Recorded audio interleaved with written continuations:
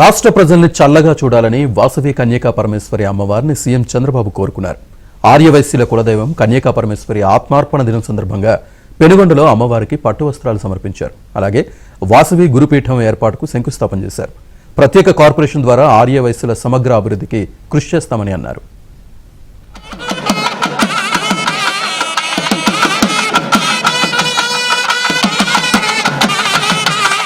పశ్చిమ గోదావరి జిల్లా పెనుగొండలో శ్రీ వాసవి కన్యకా పరమేశ్వరి ఆలయంలో ముఖ్యమంత్రి చంద్రబాబు నాయుడు ప్రత్యేక పూజలు చేశారు.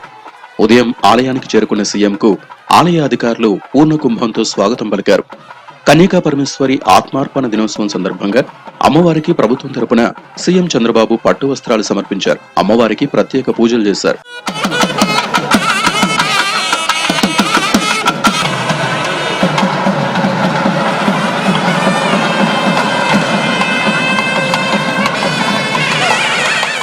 అఖిల భారత ఆర్య వైశ్య ట్రస్ట్ నిర్మించిన వాసవి ధామ్ 90 అడుగుల పంచలోహ విగ్రహాన్ని చంద్రబాబు దర్శించుకున్నారు. వాసవి గురుపీఠం ఏర్పాటుకు ఆయన శంకుస్థాపన చేశారు. కలియుగ పార్వతీదేవిగా అహింస, శాంతి, సంపద గురించి చాటి చెప్పిన దేవత వాసవి కన్యకా పరమేశ్వరి అని అన్నారు.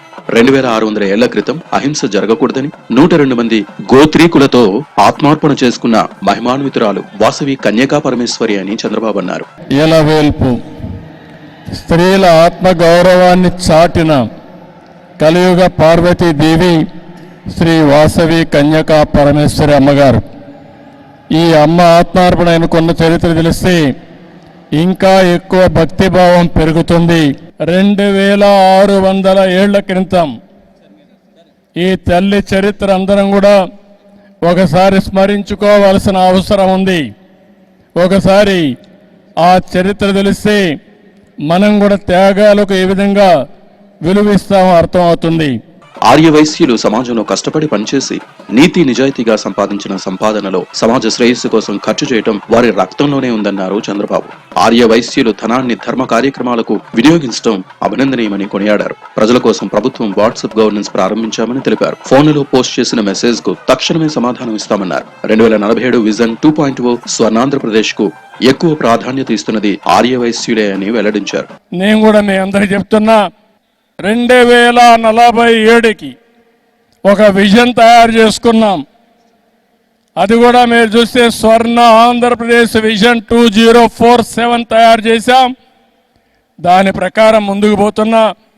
ఈ విజన్లో ఎక్కువ పాత్ర పోషించాల్సింది ఆర్య వయస్సులు కూడా పోషించాల్సిందిగా వారందరినీ మనస్ఫూర్తిగా కోరుకుంటూ చేస్తారని చెప్పి ఆశిస్తూ, తొలిసారిగా వాసవి కన్యకా పరమేశ్వరి అమ్మవారిని దర్శించుకోవడం, ప్రభుత్వం తరపున పట్టు వస్త్రాలు సమర్పించడం తన పూర్వజన్మ సుకృతంగా భావిస్తున్నానని అన్నారు సీఎం చంద్రబాబు.